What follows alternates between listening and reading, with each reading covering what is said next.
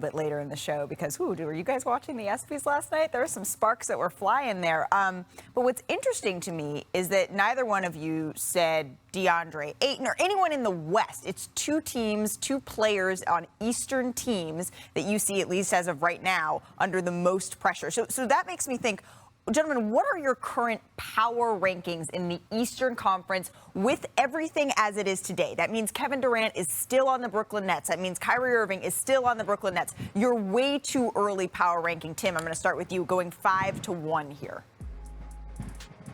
Look, I'm going to put a virtual dead heat at 1, honestly. I said it's a coin toss. Milwaukee and Boston, I could sit here and really talk about either of those teams, make a great case why they're going to be in the NBA Finals. I just think they're both there. I have Philadelphia 3rd, Miami 4th, Toronto 5th. I'm looking at Brooklyn, and I'm saying to myself, okay, even if we say Kevin Durant and Kyrie Irving don't get moved, and they're going to be there, are you really going to take that leap of faith based on the way the last 2 years went? And knowing that they both demanded trades, you really think they're going to just turn it around, get out of the gates really quickly? All of a sudden, they're going to be happy there. They're going to stick with it. And now Brooklyn becomes a contender. I think that's a reach.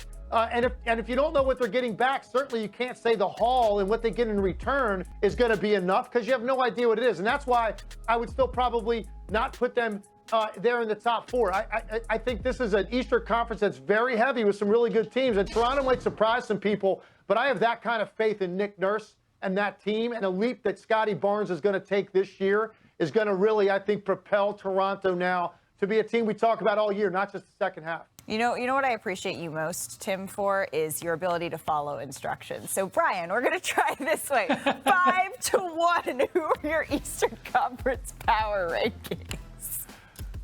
Malika, I can't believe I'm saying this, and I agree that I could be mocked for what I'm saying, but I like the Brooklyn Nets offseason so far. They actually have added a couple of nice veteran pieces, Royce O'Neal, TJ Warren, low risk, potential high reward. They re-signed Patty Mills. They re-signed Nick Claxton. They're going to have some really good shooting on that roster. Assuming those guys are back, which I have to assume right now, I might even be low. Of course, their team chemistry could be a disaster, but even saying 5 might be low for them.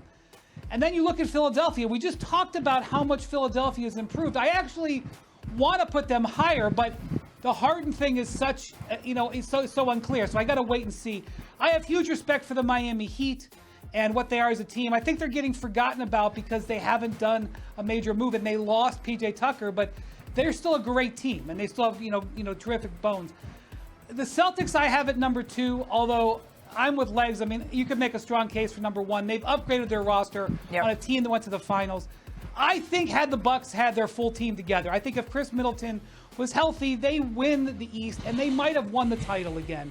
So I still have Milwaukee at number 1, just on how great Giannis has been.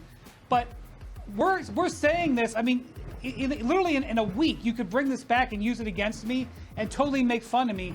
You could do it again in November and again in January. That's how much fluidity there is right now with these teams.